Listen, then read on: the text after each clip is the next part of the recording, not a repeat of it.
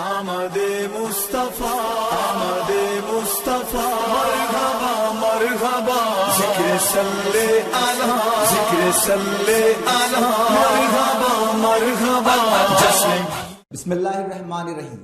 السلام علیکم. یہ میرے لیے ایک اعزاز کی بات ہے کہ میں دوسری مرتبہ یہاں پر حاضر ہوا ہوں میلاد النبی کے مہینے میں ہفتہ وحدت کی ایک تقریب میں، اور مجھے کچھ بولنے کا موقع بھی دیا گیا، اگرچہ میں کسی بھی لحاظ سے ایسی محفلوں میں خطاب کا اپنے آپ کو مستحق نہیں سمجھتا. میں صحافت کا، اسلام کا اور عالمی سیاست کا ایک ادنا سا طالب علم ہوں، اور شاید ہمیشہ طالب علم ہی رہوں گا. بہرحال میں اپنی دانست میں حالات کو جتنا بھی سمجھ پایا ہوں کچھ باتیں آپ کے سامنے رکھوں گا، اور اگر کوئی خطا ہو جائے تو میں معافی چاہتا ہوں پہلے ہی. یعنی چونکہ ہفتہ وحدت ہے اور میلاد کی مناسبت سے میں کچھ باتیں اسلام سے میرا کس طرح کا تعلق رہا میں عرض کرنا چاہوں گا. میں ایک عام گھرانے میں پیدا ہوا تھا، لیکن مجھے ابتدا میں کوئی ایسا لگاؤ اسلام سے یا اسلامی تعلیمات سے نہیں رہا، یہ میں اعتراف کرتا ہوں. اور گھر کا ماحول بھی ایسا تھا کہ کوئی ایسا ملائیت کا ماحول نہیں تھا، بس جمعے کے جمعہ نماز پڑھ لیتے تھے اور وہی کافی تھا، لیکن دل سے ایسا کوئی وابستگی نہیں تھی. بلکہ میرا جو رجحان تھا وہ بائیں بازو تحریک کی طرف تھا. میں ساحر لدھیانوی کو پڑھا کرتا تھا، اور اس طرح کے دوسرے جو لیفٹسٹ پوئٹس تھے وہ لٹریچر اور ان کی یعنی نظمیں وغیرہ پڑھتا تھا، اور ایک تحریک اور ایک نشہ ملتا تھا. اور میرا ایک خواب تھا کہ دنیا میں مساوات ہو، اور میں اسی ڈگر پر چل رہا تھا. یہ میرے طالب علمی کے دور کی بات ہے. لیکن اسلام سے میرا پہلا تعارف اس وقت ہوا جب میں نے کہیں حجۃ الوداع کا خطبہ دیکھا، جس میں نے محسوس کیا کہ مساوات پر بہت زور دیا گیا ہے. یعنی کہ تمام انسان برابر ہیں، گورے کو کالے پر یا امیر کو غریب پر، اور کوئی فوقیت حاصل نہیں ہے. آپ تمام اس خطبے سے یعنی واقف ہیں.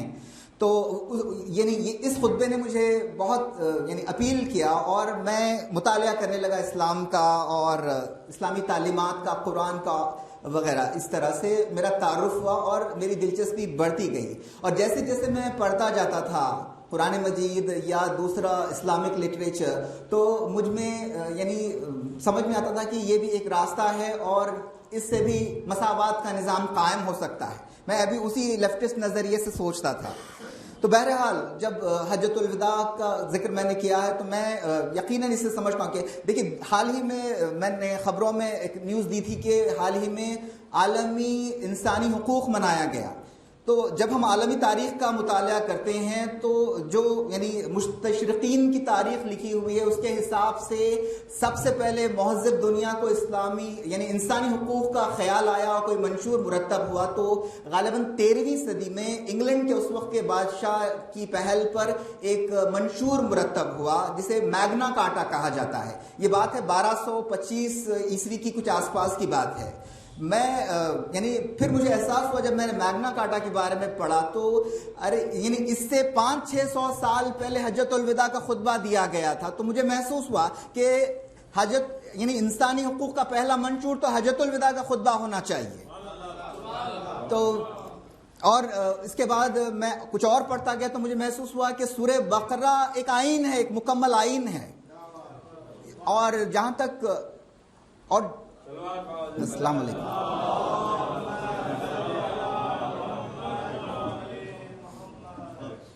السلام علیکم. میں عرض کر رہا تھا کہ حجۃ الوداع کا خطبہ دراصل انسانی حقوق کا پہلا منشور ہونا چاہیے.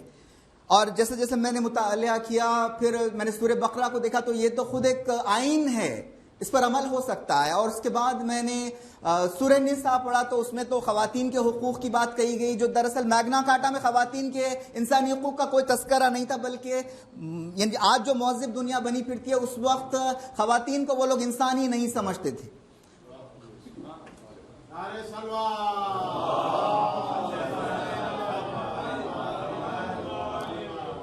اس کے بعد میرا اسلام سے تعارف کچھ اور مضبوط ہوتا گیا اور پھر میں نے اپنے طور پر لا الہ الا اللہ محمد رسول اللہ کی تشریح کرنی چاہیے.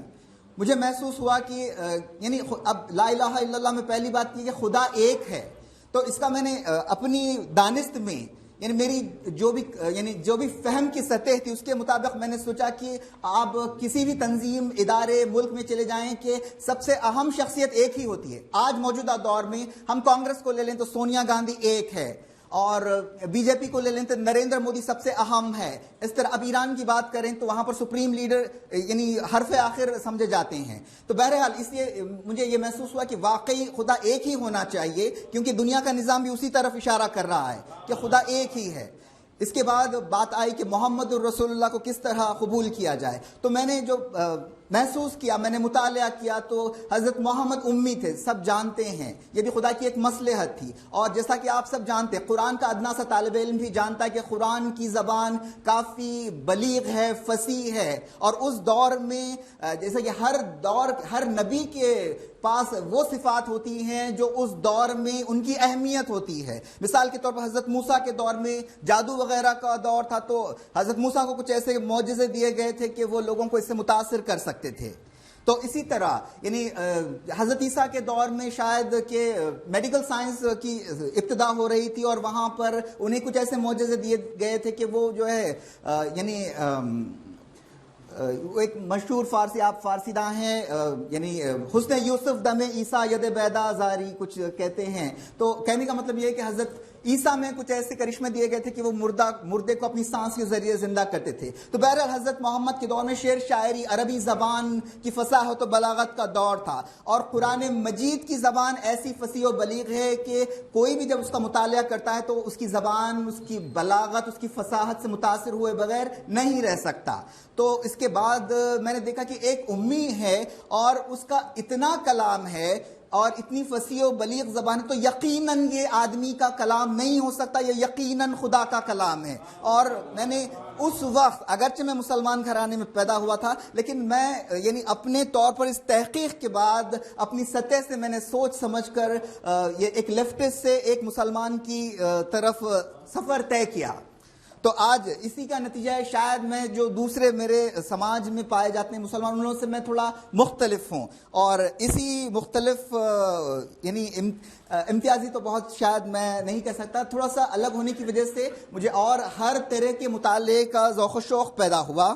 اور اس کے بعد میں خواب دیکھنے لگا کہ پوری مسلمان امت ایک ہو اور ان میں کوئی اختلافات نہیں ہوں. لیکن مجھے یہ دیکھ کر بہت مایوسی ہوئی کہ ہر آدمی، ہم اتنے فرقوں میں بٹے ہوئے ہیں. لیکن میں ایک پاگل اور جنونی آدمی ہوں، اور میں اسی جنون کے ساتھ مروں گا کہ کبھی نہ کبھی ہم لوگ متحد ہوں گے اور ہم ایک قوم کہلائیں گے. تو اسلام سے میرے اس مختصر تعارف کے بعد میں سمجھتا ہوں کہ اب آپ بھی تشریف لا چکے ہیں تو میں زیادہ وقت نہ لوں. تو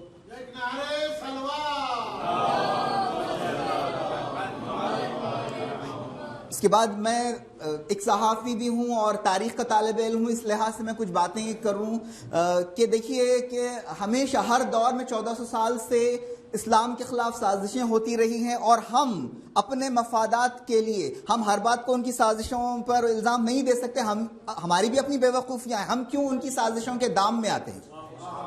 لیکن یہ حقیقت ہے کہ ہم اپنے حقیر مفادات کے لیے، کبھی کہیں اقتدار کے لیے، کہیں دولت کے لیے ان کی سازشوں کا شکار بنتے ہیں اور ان کا آلۂ کار بنتے ہیں، اور ان کی یعنی ان کی جو بھی سازشیں ہیں ان کا شکار ہوتے ہیں. تو سازشیں یقیناً ہوتی ہے. میں ایک چھوٹی سی مثال پیش کرنا چاہوں گا کہ میں نے حال ہی میں پڑھا تھا کہ یعنی دیکھیے کہ پاکستان کے ایک عالم ہیں، کوئی خطب نام یاد رہ گیا مجھے اور کوئی نہیں، وہ بتا رہے تھے، میں ان کا انٹرویو دیکھ رہا تھا، تو وہ بتا رہے تھے کہ ایک ڈیرہ اسماعیل خان پاکستان میں ایک جگہ ہے، وہاں پر ایک صاحب امامت کرتے تھے، اور اچانک وہ کہیں 17-18 سال ایک مسجد میں امامت کرنے کے بعد وہ اچانک غائب ہو گئے.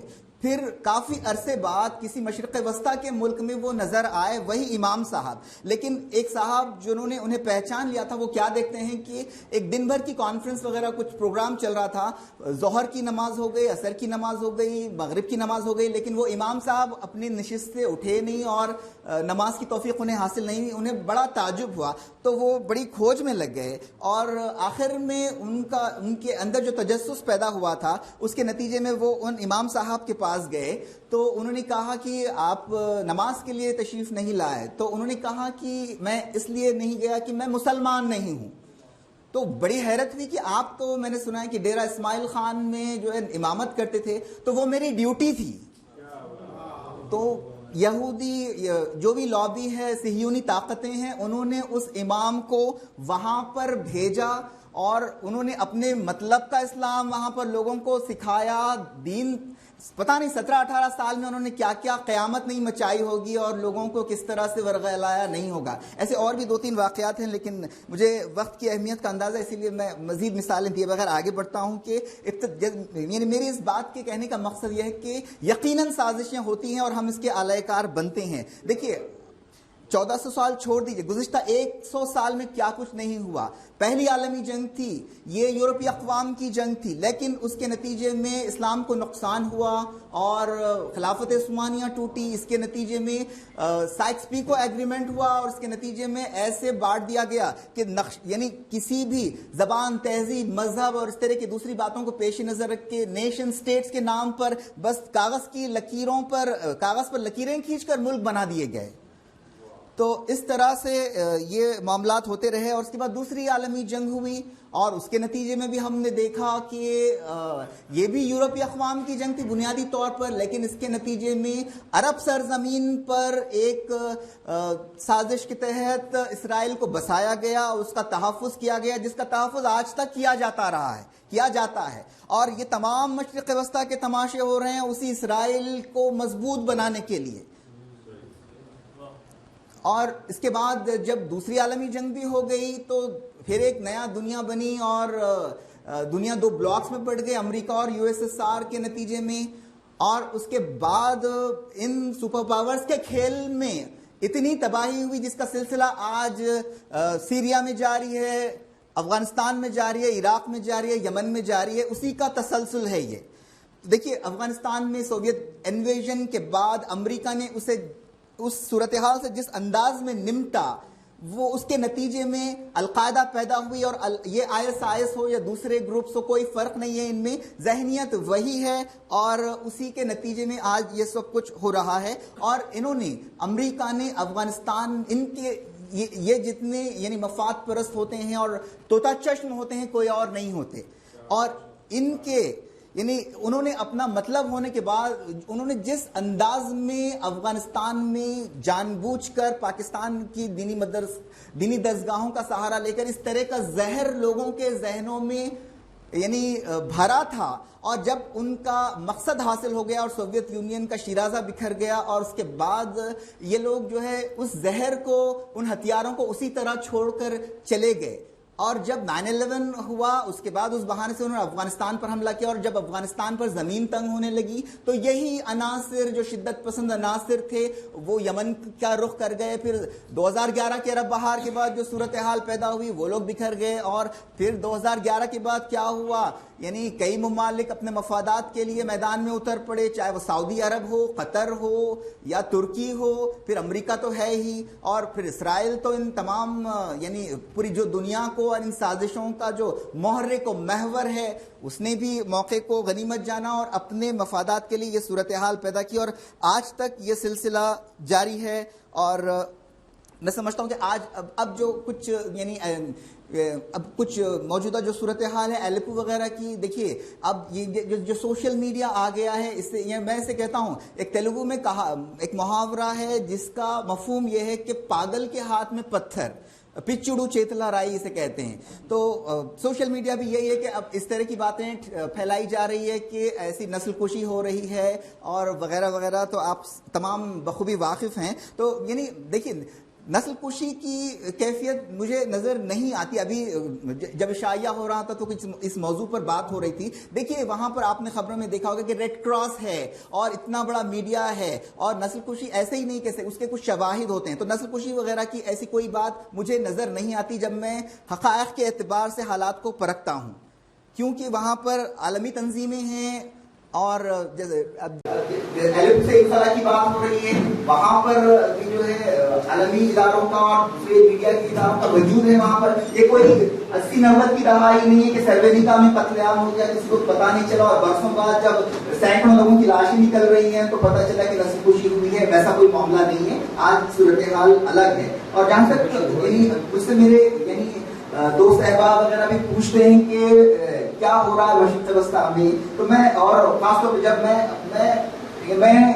صرف اپنے ضمیر کو اور اپنے خدا کو جواب دے ہوں, اور میں کسی مصلحت کے بغیر اپنے خیالات کا اظہار میرے دوست احباب میں ٹیلی ویژن پر یا میرے جو بھی حلقے احباب میں ہیں کرتا ہوں. اس کے نتیجے میں یہ ہوا کہ میرے کئی لوگوں سے تعلقات خراب ہو گئے.